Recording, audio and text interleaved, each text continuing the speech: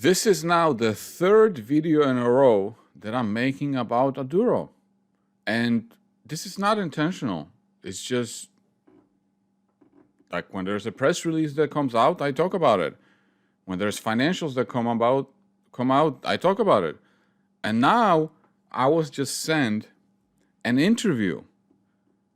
This interview to the full length interview, the link is in the description below. But it's an interview that Ofer, Vicus, the CEO of Aduro, did with B2B interviews. And somebody sent it to me. And I was just blown away. I was just blown away by how good this interview was. I mean, every word that Ofer Vicus said, I was just listening and listening. And like, I don't remember when he did the interview with me, I don't remember him being this good talking about why Aduro, this company. I was like, wow, like I need to share this.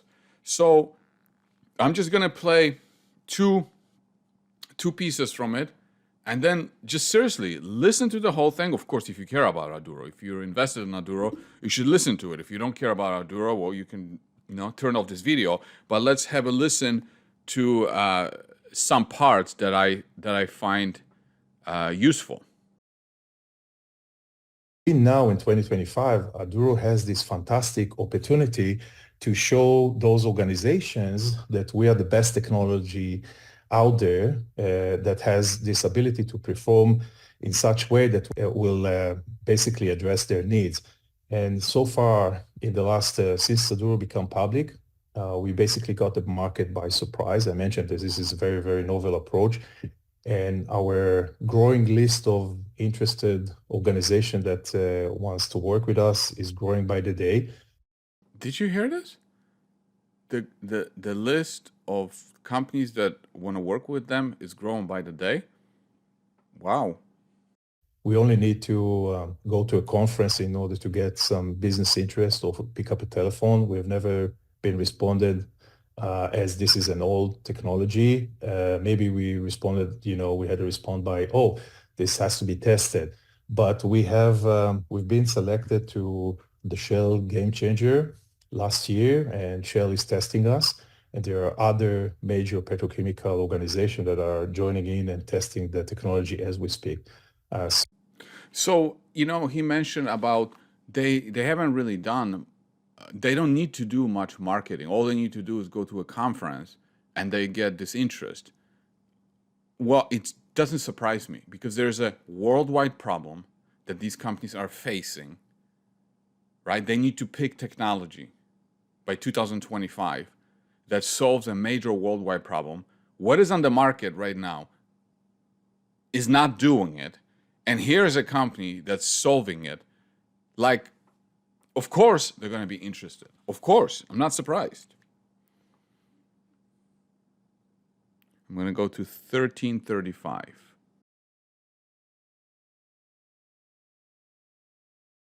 So we have now 5 paying contracts that we are getting paid for, actually from customers that are testing the technologies.